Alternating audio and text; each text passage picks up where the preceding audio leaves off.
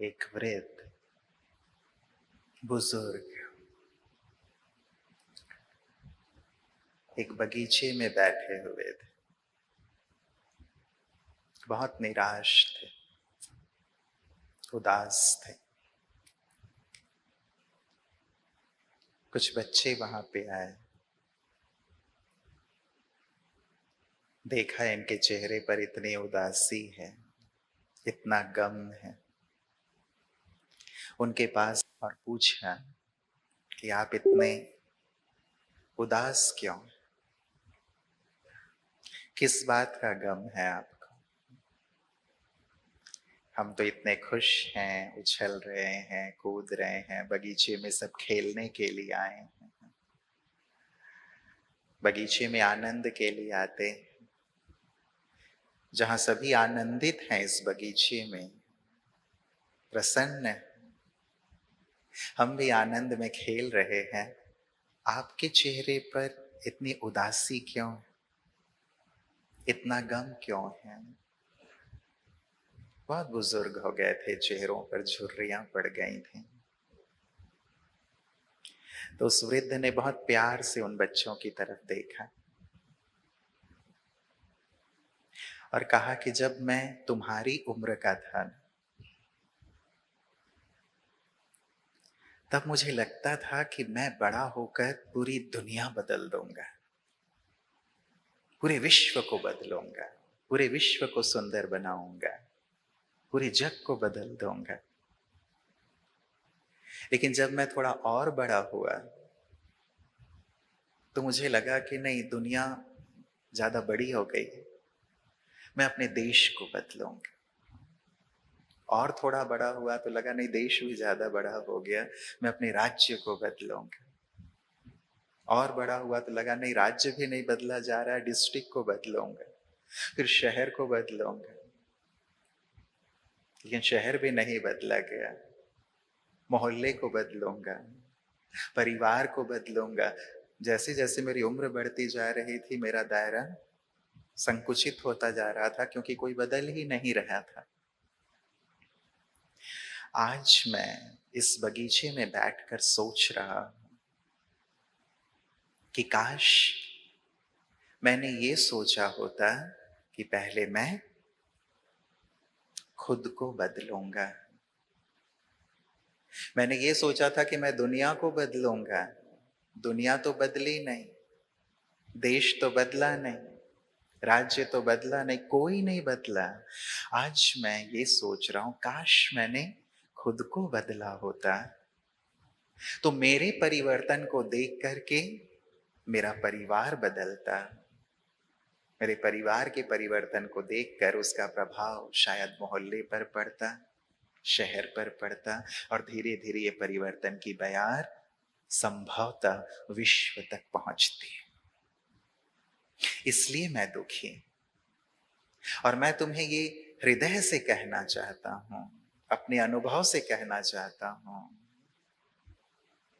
कि तुम यदि कोई बदलाव लाना चाहते हो ना, तो बदलाव पहले खुद में लाना।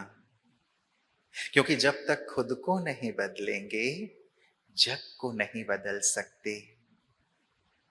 हमारा परिवर्तित जीवन औरों को प्रेरणा देता है। जब तक हमारे जीवन में कोई धारणा नहीं होगी, तब तक वो धारणा हम समाज में स्थापित नहीं कर सकते। बाबा कहते भी हैं, यदि हम खुद पवित्र नहीं हैं और औरों को कहें कि पवित्र बनो, तो उसका असर नहीं होगा। हम खुद क्रोध करते हैं और दूसरों को कहें कि गुस्सा करना अच्छी बात नहीं है, लड़ना झगड़ना अच्छी बात नहीं है, उसका कोई असर नहीं होगा। हम सब वो प्रसंग कई बार सुन चुके हैं। गांधी जी के पास माता जी आई, बच्चे को लेकर कहा, ये गुड़ बहुत खाता है, छुड़वाइए इससे इसका गुड़। गांधी जी ने कहा, एक हफ्ते बाद ले आना। एक हफ्ते बाद जब आई, तब कहा, बेटा ज्यादा गुड़ नहीं खाना चाहिए, अच्छा नहीं है। माता जी ने कहा, ये बात तो आप एक हफ्ते पहले भी कह सकते थे। उन्होंने कहा 1 हफ्ते पहले मैं खुद ही गुड़ खाता था। मैं कैसे कहता? अच्छा कह भी देता, उसका असर नहीं होता। हमारे ज्ञान का भी असर तब होगा लोगों के ऊपर जब वो हमारी जीवन में होगा, हमारी धारणाओं में होगा। इसीलिए हमारे यहाँ एक प्रसिद्ध वाक्य है, आप ज्ञान में कब से चल रहे हैं ये महत्वपूर्ण नहीं है। महत्वपूर्ण ये है कि ज्ञान आप में कब से चल रहा है। ज्ञान आप में कब से चल रहा है, ज्ञान की धारणा कितनी गहराई से आपके जीवन में हुई है, वही हमारे पद का भी आधार है और वही औरों को प्रेरणा देने का आधार है। बाबा कहते हैं लोग अब सुनना नहीं चाहते, देखना चाहते, देखना चाहते। इसलिए हम अपने जीवन को ऐसा बना लें, एक वाक्य है, इस पर आप कार्य कीजिएगा, गहराई से विचार कीजिएगा। जो सचमुच बाबा को प्रत्यक्ष करना चाहते हैं, जो सचमुच जग को बदलना चाहते हैं ना, एक वाक्य पर गहराई से विचार कीजिएगा। और यदि ये जीवन बन जाए मेरा, तो मेरा जीवन सार्थक है। मेरा जीवन ही भगवान का संदेश बन जाए, मेरा जीवन ही भगवान का संदेश बन जाए। यदि कोई पूछे भगवान ने 90 साल में क्या ज्ञान दिया, भगवान ये कह सके, यज्ञ ये कह सके, हमारे बड़े ये कह सकें, इसे देख लो, इसे देख लो। इसका जीवन ज्ञान स्वरूप है, इसका जीवन ही भगवान का संदेश है। सचमुच ये हमारे जीवन की सार्थकता है और इस तरह का, इस श्रेष्ठ परिवर्तन को हमें अपने जीवन में लाना है। क्या अभी मेरा जीवन परमात्मा का संदेश है या इसमें मिक्सचर है, मिलावट है? आधी बातें पुरानी दुनिया की है, आधी थोड़ी संगम युग की है, आधी थोड़ी सी सतयुग की हम कोशिश कर रहे हैं। तो उस जद्दोजहद में तो नहीं है, उस संघर्ष में तो नहीं है, मिलावट तो नहीं है। मिलावटी चीजें किसी को पसंद नहीं आती। शुद्ध, खालिस, उस चीज की महत्ता होती है। हीरे में यदि दाग है, वो दाग हीरे की महत्ता को, उसकी वैल्यू को कम कर देता है। इसलिए बाबा कहते हैं फ्लॉलेस डायमंड बनो, फ्लॉलेस, जिसमें कोई दाग धब्बे ना हो। डायमंड में जितने दाग धब्बे होंगे उसकी कीमत उतनी ही कम हो जाती है। हमारे अंदर भी जितने दाग धब्बे रह जाएंगे, पुरानापन रह जाएगा, पुरानी आदत, पुरानी बातें, पुराने संस्कार, हमारी कीमत घट जाएगी। हमें अपनी कीमत खुद बढ़ानी है, अपनी कीमत खुद बढ़ानी है। वो हमारे हाथ में है। जितना ज्यादा हम अपने आप को फ्लॉलेस करते जाएंगे, जितने ज्यादा हम अपने आप को शुद्ध जीवन से निकालते जाएंगे, ब्राह्मण जीवन, नया जीवन है हमारा, नया जीवन। अब दोहरा जीवन ना जिए, दो कश्तियों में पैर ना रखें।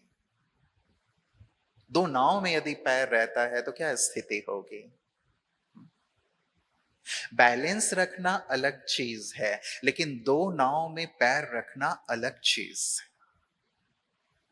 जिसको कहते हैं इस हाथ से भी लड्डू खा रहे हैं, इस हाथ से भी लड्डू खा रहे हैं।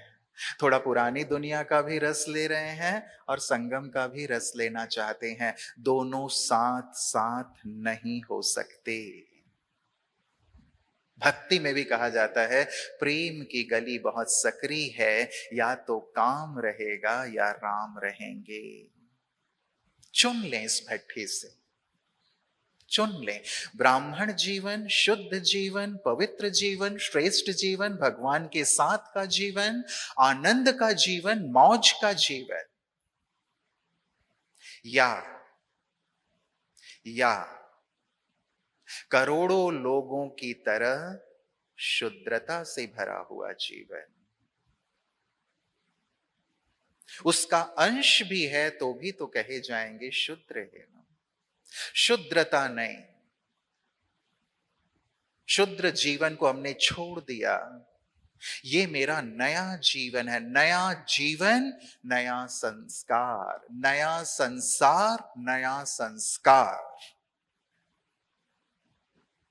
और बाबा बहुत जोर देते हैं हमारे ऊपर। क्यों बाबा बार बार हमें परिवर्तन के लिए कहते हैं? बच्चे परिवर्तित हो जाओ, परिवर्तित हो जाओ, बदल जाओ, बदल जाओ।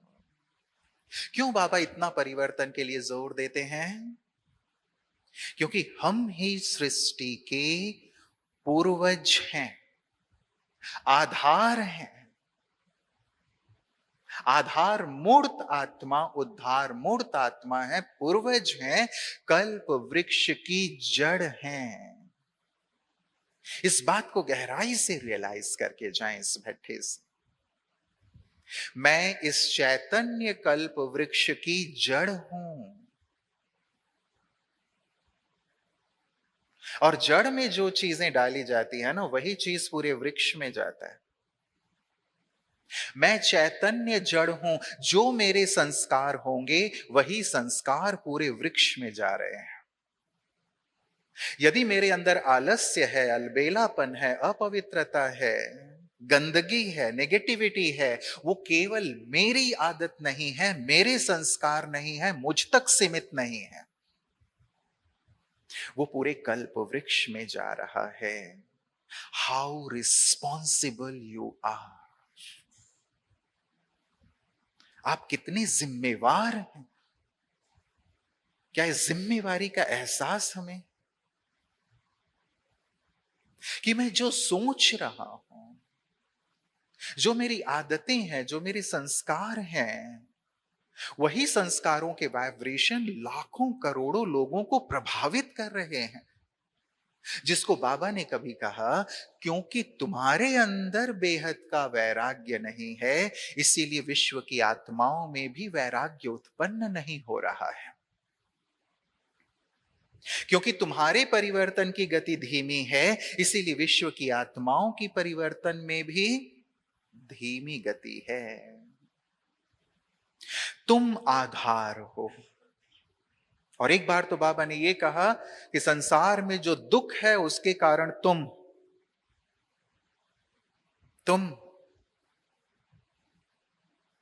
अब आप कहें हम कैसे कारण हैं?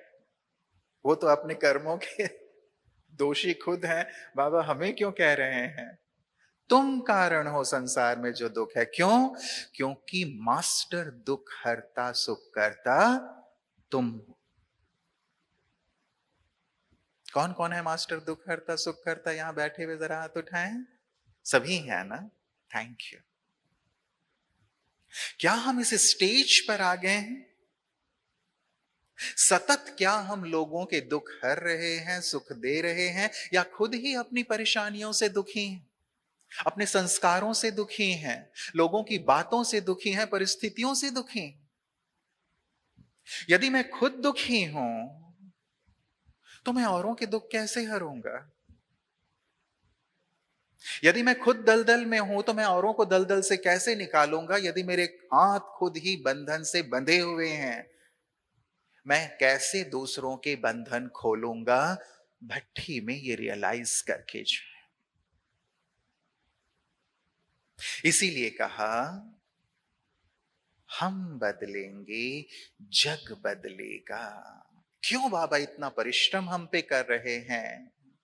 क्यों बाबा बार बार परिवर्तन के लिए प्रेरित करते हैं? क्योंकि बाबा को पता है मेरे ये आधार मूर्त आत्माएं, मेरे ये आधार मूर्त बच्चे, उद्धार मूर्त बच्चे, मेरे पूर्वज बच्चे, यदि ये बदल जाएंगे तो जग स्वतः बदल जाए। यदि जड़ परिवर्तित हो जाएगा, वृक्ष स्वतः परिवर्तित हो जाएगा। हम सतो प्रधान हो जाएंगे, पूरा कल्प वृक्ष सतो प्रधान हो जाएगा। हम पवित्र हो जाएंगे, पूरा जग पवित्र हो जाएगा। हम सुखी हो जाएंगे, सारा जग सुखी हो जाएगा। इतने रिस्पॉन्सिबल हम हैं। हम में से एक एक भगवान ने चुना है आपको। कोटों में कोई आत्मा आप हैं, आप साधारण नहीं हैं। और आपके साथ लाखों आत्माएं जुड़ी हुई हैं, आपकी पूरी वंशावली जुड़ी हुई है जो आपसे प्रभावित हो रही है। इसीलिए इस भट्ठी से ठान के जाएं, अब परिवर्तन करना है। अपने लिए नहीं, अपनी वंशावली के लिए, पूरे संसार के लिए, पूरे जग के लिए, क्योंकि मेरा परिवर्तन ही जग को बदलेगा। ये गहराई से रियलाइज करके जो बाबा कहते हैं, जो स्व परिवर्तन करेगा विजय माला उसी के गले में पड़ेगी। हम विजय माला में आना चाहते हैं ना? बाबा के महावाक्य, जो स्व परिवर्तन करेगा विजय माला उसके गले में पड़ेगी। और जो इंतजार करता रहेगा कि ये व्यक्ति बदले फिर मैं बदलूं, ये परिस्थिति बदले फिर मैं बदलूं, तो ना तो वो व्यक्ति बदलेगा, ना परिस्थिति बदलेगी, ना तुम बदलोगे। जैसे आज हैं वैसे के वैसे रह जाएंगे। इसीलिए इंतजार नहीं, किसी व्यक्ति के परिवर्तित होने का इंतजार नहीं। क्या मैं किसी व्यक्ति के ऊपर आश्रित हूं, निर्भर हूं कि वो बदले फिर मैं बदलूंगा? पहले हमारे पुराने बदल जाएं, हमारे सीनियर्स बदल जाएं, हमारी टीचर्स बदल जाएं, फिर मैं बदलूंगा? मैं रिस्पॉन्सिबल हूं। चाहे 1 साल से ज्ञान में हो, 2 साल से हो, 5 साल से हो, 10 साल से हो। बाबा ने कहा बड़े हो या छोटे हो, हर एक रिस्पॉन्सिबल है विश्व परिवर्तन के। इसीलिए परिवर्तन का बीड़ा खुद उठाएं। जो करेगा सो पाएगा। जब बाबा गद्दी देंगे, ताज देंगे, किसी को नारायण का, किसी को लक्ष्मी का, किसी को श्रेष्ठ पद का, उस समय यदि मुझे कोई छोटे पद का ताज या ताज ना मिले, बोले कि जाओ तुम प्रजा में, हमें कैसा लगेगा? या जिन्हें हम देख रहे थे वो भी प्रजा में जा रहे हैं, बाबा कहेंगे देखो तुम इसी को देखते थे ना कि ये बदले, तुम भी इसके साथ प्रजा में जाओ, तो हमें अच्छा लगेगा? हम कहेंगे नहीं बाबा, हमें तो राजा बनना है। बाबा कहेंगे जिसे तुम देखते थे, जिसके परिवर्तन के लिए रुके हुए थे, वो जहां जाएगा वहीं तुम भी जाओगे। इसीलिए हमें किसी व्यक्ति का, किसी परिस्थिति के बदलने का इंतजार नहीं करना है। परिस्थितियां बदलेंगे या हमें अपनी स्वस्थिति को बदलना है? स्लोगन क्या है? स्व परिवर्तन से विश्व परिवर्तन। स्व स्थिति बदलेगी तब परिस्थितियां बदलेंगी। ये स्लोगन पक्का रखें। भगवान ने हमें क्या कहा है? स्व स्थिति बदलेगी तो परिस्थितियां स्वतः बदलती जाएंगी। अवस्था जितनी श्रेष्ठ होगी, व्यवस्था उतनी श्रेष्ठ होती जाएगी। तुम्हारी अवस्था जितनी श्रेष्ठ होगी, सब कार्य ऑटोमेटिक होते चलेंगे। हमारा ध्यान औरों के ऊपर होता है, खुद के ऊपर नहीं होता। इसे शिफ्ट करना है। शिफ्ट करें खुद के ऊपर। दूसरों पर उंगली उठाने की आदत है। इसके कारण मैं आगे नहीं बढ़ पा रहा हूं। बाबा कहते हैं एक उंगली दूसरे की तरफ, 3 उंगली मेरी तरफ है। अपने को बदलूं मैं। जो किया जा सकता है वो करते चलें, ऑटोमेटिक हर चीज हमारे अनुरूप होती चलती है। और ये बात भी याद रखें, अभी समय हमें समय दे रहा है। और जब समय पूरा हो जाएगा तो समय फिर अलग तरीके से बदलता है। और जब समय अपने तरीके से बदलता है तो वो बहुत कष्टप्रद होता है, वो बहुत दुखदाई होता है या नहीं होता? आप सभी अनुभवी हैं। इसीलिए समय रहते बदल जाओ। बाबा कहते हैं समय को अपना शिक्षक मत बनाओ, तुम रचयिता हो, समय तुम्हारी रचना है। क्या तुम समय अपनी रचना पर आश्रित हो अपने परिवर्तन के लिए? कि समय तो अभी दिखाई नहीं दे रहा है, विनाश के लम्हे दिख नहीं रहे हैं, नजारे दिख नहीं रहे हैं, अभी तो समय पड़ा हुआ है, जब थोड़ा सा नजारे दिखाई देंगे तब हम अपनी स्पीड बढ़ा देंगे, तब हम खुद को बदल लेंगे। ऐसा करना ठीक है?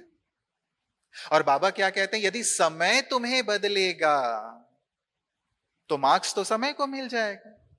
शिक्षक समय बन गया, समय को उसका सारा श्रेय मिलेगा, तुम्हें श्रेय नहीं मिलेगा। यदि तुम समय रहते अपने पुरुषार्थ से, अपने तप से खुद को बदलते हो तो ताज तुम्हारे सिर पर आएगा, उसका श्रेय तुम्हें मिलेगा, उसका भाग्य तुम्हें मिलेगा।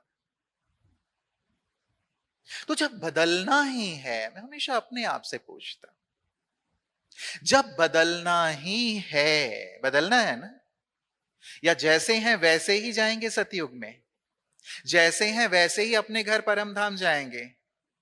बदलना तो पड़ेगा ना, बदलना पड़ेगा ना। या जैसे हैं वैसे ठीक हैं आप, ऐसे ही जाएंगे ऊपर?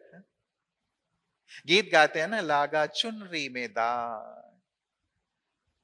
छुड़ाऊं कैसे, छुपाऊं कैसे, उसके सामने जाऊं कैसे, मेरी चुनरी में इतने दाग लगे हुए हैं, दाग धब्बे लगे हुए हैं। इसकी अवेयरनेस रोज बाबा दे रहे हैं मुरली में, रोज हमारे बड़े दे रहे हैं। जागें और अपनी चुनरी का दाग छुड़ाएं। यदि दाग रह गए तो फिर धर्मराज और समय के पास अलग तरीका है, और वो तरीका ठीक नहीं है, बहुत कष्टप्रद। धर्मराजपुरी में धर्मराज जी के स्वागत करने का तरीका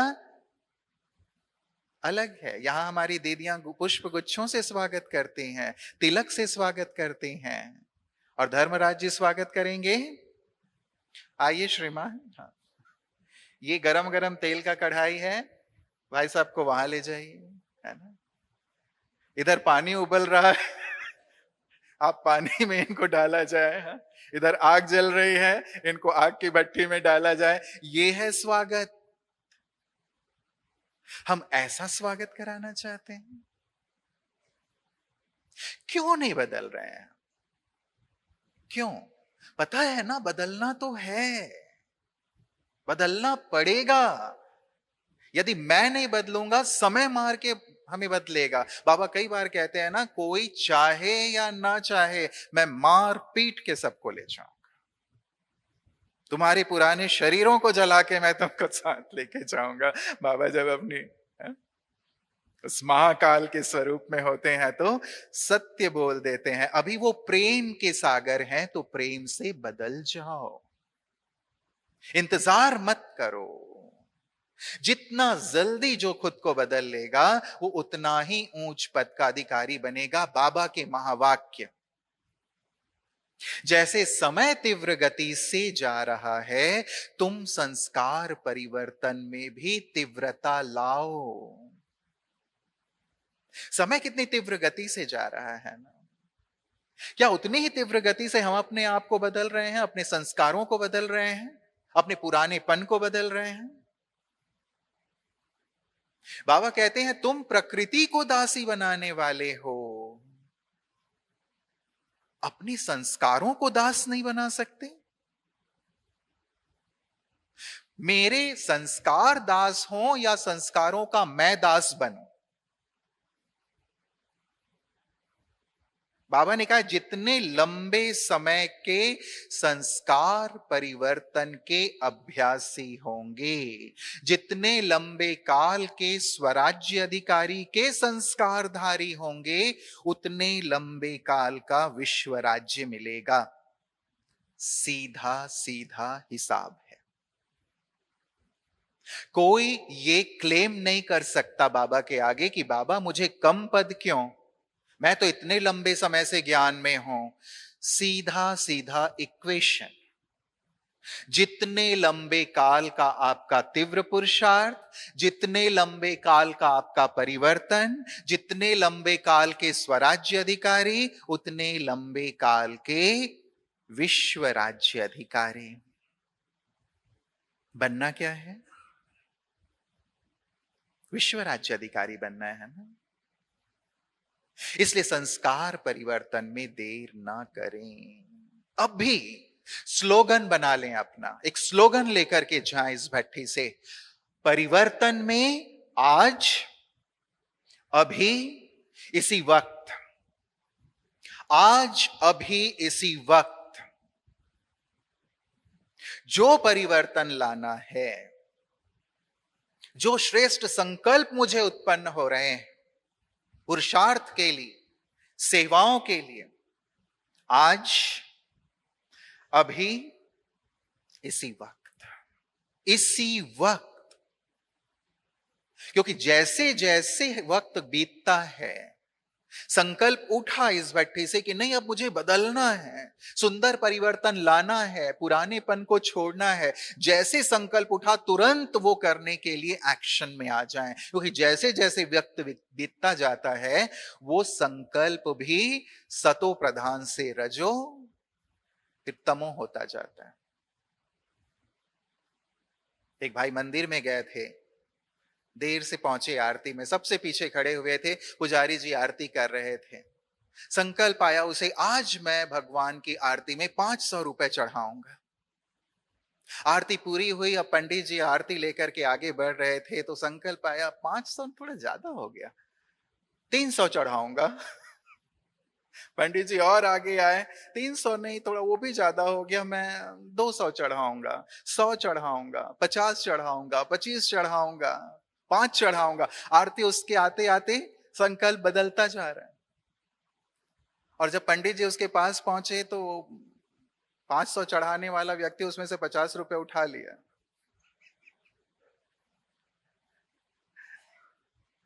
संकल्प बदलते हैं, इसीलिए जो श्रेष्ठ संकल्प आए तुरंत करना है, अभी करना है। स्लोगन क्या दिया है बाबा ने हमें? अभी नहीं तो कभी नहीं, अभी अभी। कैसे करेंगे?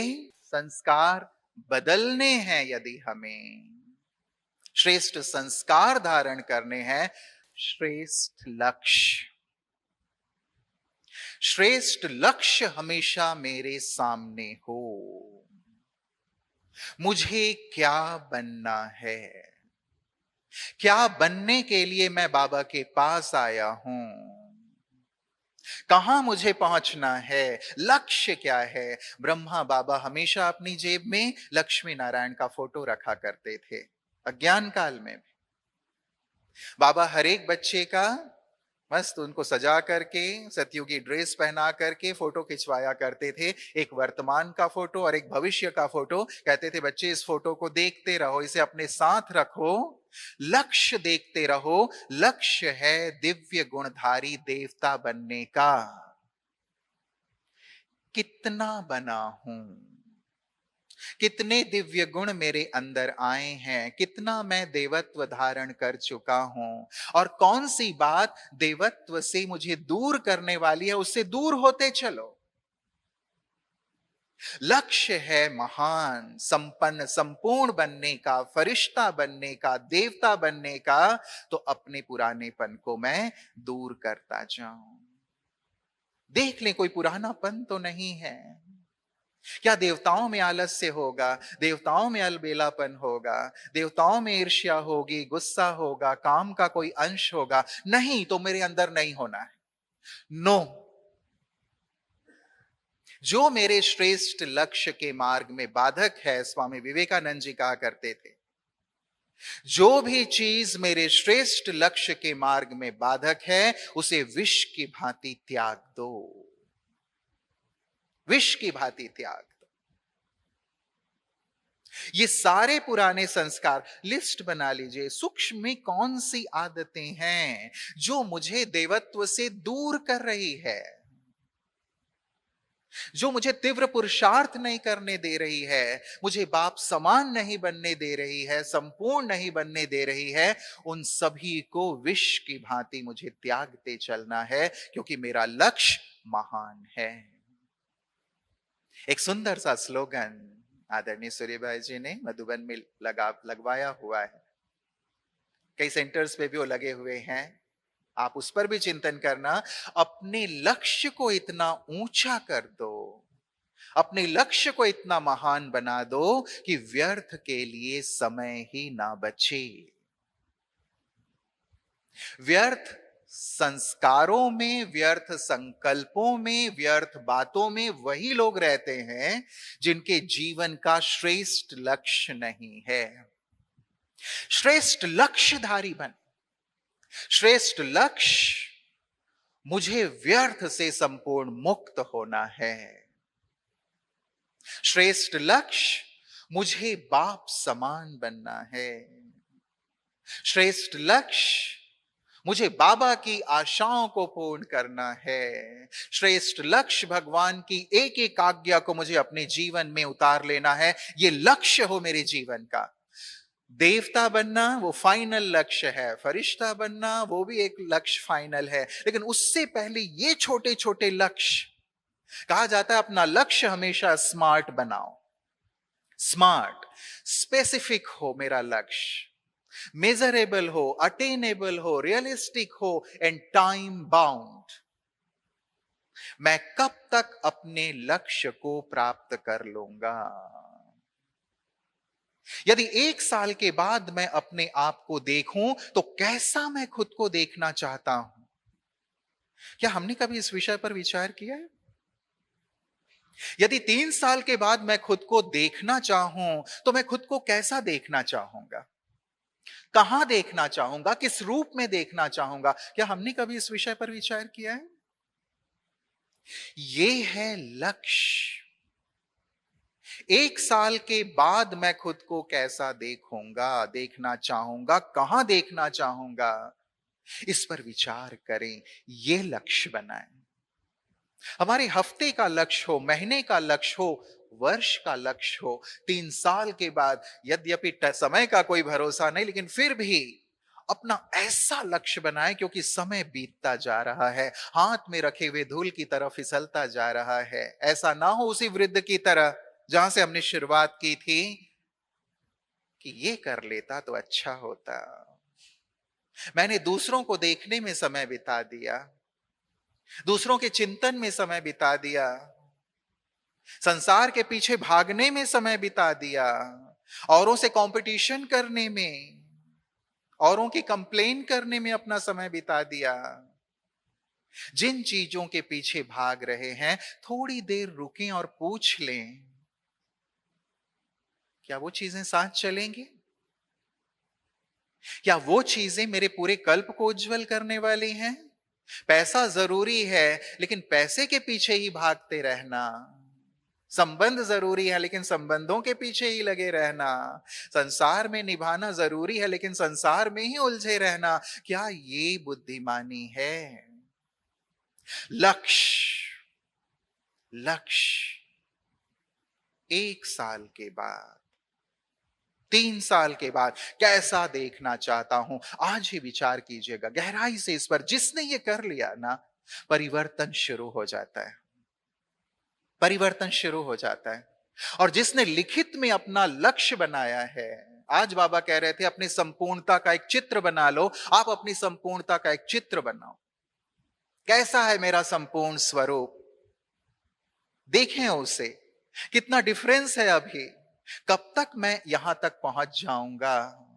प्लान कर, पुरुषार्थ में झोंके खुद को, आप वैसे बनते चले जाएंगे। हार्वर्ड यूनिवर्सिटी में एक सर्वे किया गया कि किसके पास लिखित लक्ष्य है अपने भविष्य का। केवल 3% थे जिनके पास लिखित लक्ष्य था, कुछ थे जिनके मन में था, और कुछ थे जिन्होंने सोचा जैसा होगा देखा जाएगा, भगवान भरोसे। जब 20 साल के बाद उन्हें ढूंढा गया, जो भगवान भरोसे थे, अर्थात कहने में भगवान भरोसे लेकिन जो बिल्कुल ही लक्ष्य के बारे में नहीं सोचने वाले, ठेला चला रहे थे, रेडी में थे, बहुत छोटे छोटे काम कर रहे थे, क्लीनिंग का, जिन्होंने केवल मन में सोचा था अपने जीवन के लक्ष्य के बारे में, वो बीच बीच में थे, ठीक ठीक थे। और जो 3% जिन्होंने लिखित में अपना लक्ष्य लिखा था, बनाया था, हम आज से 1 साल के बाद यहां होंगे, 3 साल के बाद यहां होंगे, 5 साल के बाद यहां होंगे, वो टॉप लेवल पे थे। वो लीड कर रहे थे, सोसाइटी को लीड कर रहे थे, क्योंकि उन्हें स्पष्ट था कि जीवन में क्या करना है। क्या हमें स्पष्ट है? यदि अपने संस्कारों को बदलना है, दिव्य करना है, अपना श्रेष्ठ लक्ष्य जरूर बनाएं। यह लक्ष्य परिवर्तन लाएगा। दादी जानकी जी हमेशा कहा करती थी, जब से मैं बाबा के ज्ञान में आई, एक दिन के लिए भी नहीं भूली मैं बाबा के पास क्यों आई हूं, मैं बाबा के पास क्यों आई हूं। रोज पूछते, हम भी अपने आप से पूछें, हम बाबा के पास क्यों आए हैं? क्यों आए? क्या औरों को देखने के लिए, औरों का चिंतन करने के लिए, या खुद को बदलने के लिए, खुद को पवित्र बनाने के लिए, श्रेष्ठ पद पाने के लिए क्यों आया हूं मैं बाबा के पास? पूछिए अपने आप से। जब प्रश्न का उत्तर मिल जाएगा ना खुद को, आप परिवर्तन की ओर चल पड़ेंगे। खुद से पूछने की जरूरत है।